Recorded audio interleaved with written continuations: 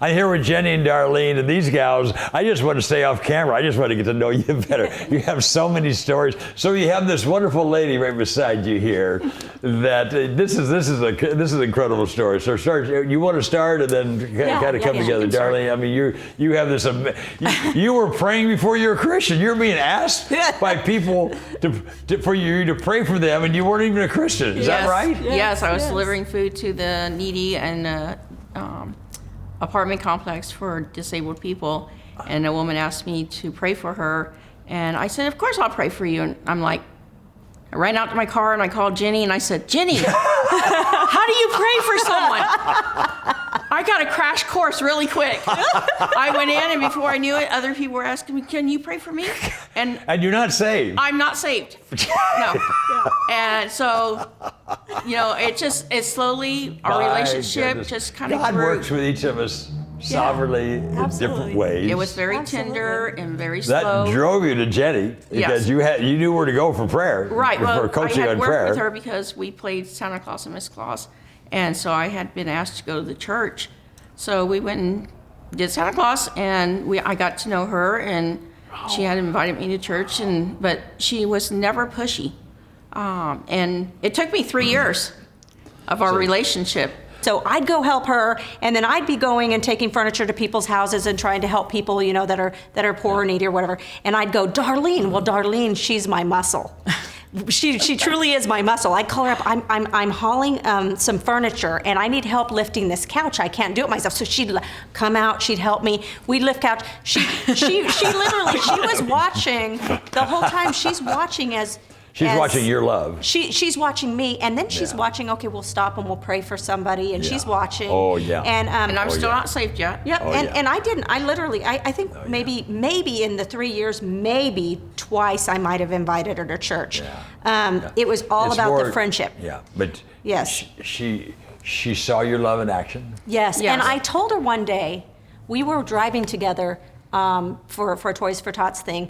And I told her, I said, God is hard after you. He wants you. He sees your heart to serve, but you're not there yet. Yeah. And I said, why? Why does he want me? Yeah. So we would just go and kind of go to different places. She would invite me, and I'd stand and watch her pray for people. And of course, I'd close my eyes and bow my head. But at the time, I still wasn't a Christian, but I go through the act of it, I believed Jesus, but I wasn't, as she would say, there was no change of heart. Yeah, I wasn't there yet. Yeah. And so this went on for like 3 years, and we'd go to outreaches and stuff with her and bless people. And I'm like, why are you doing all this? And it's to bring people closer to God.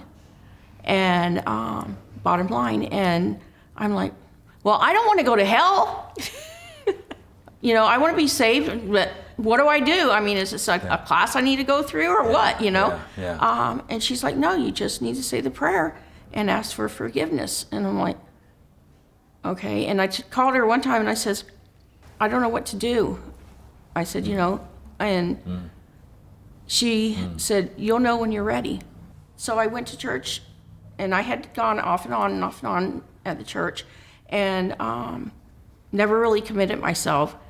And so I told her, I says, I'm going to go to church. I went and got saved that day. The pastor, he said, I had no idea that you were ready. And I said, neither did I. I said, but I could not wait for you to have that sermon over. Wow. So I said, because I wanted to go and be saved. And amazing how God works. And I'm sitting there right there in the front row. I'm like, get this over with. I want to be saved.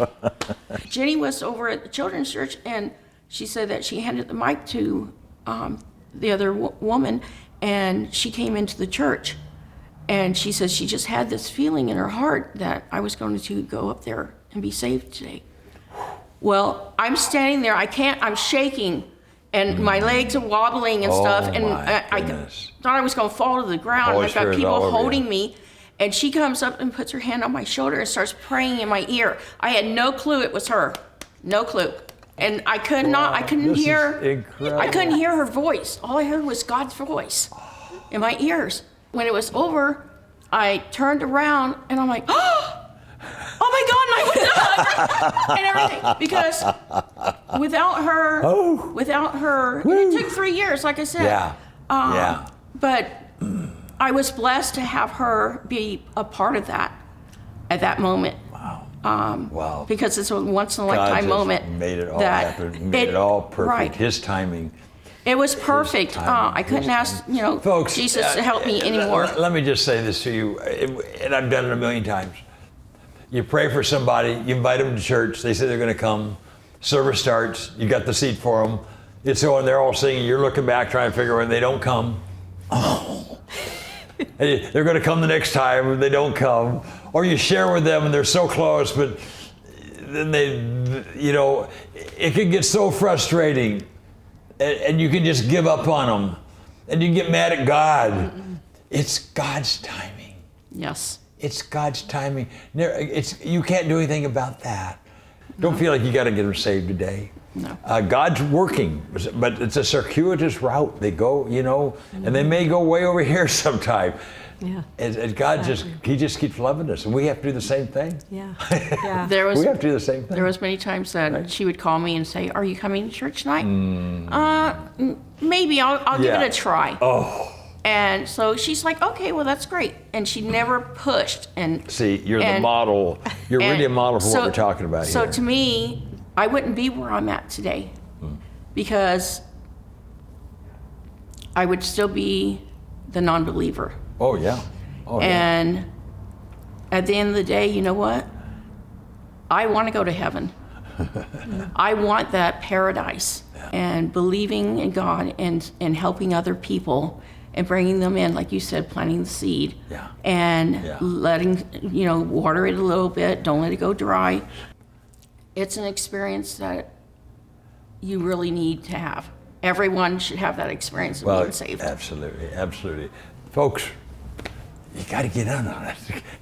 You got to get in on this. If I can do it, anybody can do it. You guys are so special. Thank you. Thank you. This is very precious time. Thank you. God bless you both. You too. Thank you.